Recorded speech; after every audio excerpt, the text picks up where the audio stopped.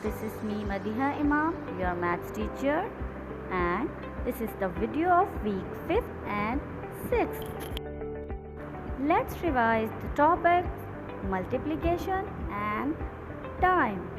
Firstly, let's talk about the word problems of multiplication. There are 3 deer. Each deer has 4 legs. How many legs are there altogether? This we need to multiply 3 with 4. So the answer is 12. There are 12 legs altogether. Now second one is there are 5 pots.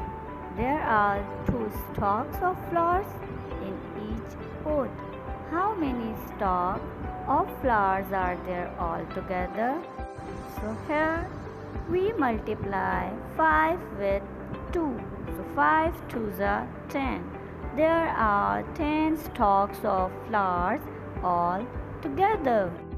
Now we are going to solve the third one. There are 4 trays. There are 3 slices of pizza on each tray. How many slices of pizza are there all together? So let's multiply 4 with 3. 4 3s are 12. There are 12 slices of pizza all together. Now let's talk about week 5th work. This picture is taken from your online syllabus. Do this word problem in your copy and also do the second one. Now it's time to revise the topic time, and today we are going to revise the half past. As you see, there is a picture of analog clock, and on the other side we have 2 hands of clock. The blue one is minutes hand and the red one is hour hand. If we are pointing the blue minute hand on the 12, there is something o'clock, because if the blue hand pointing the number 12, there is no any minutes.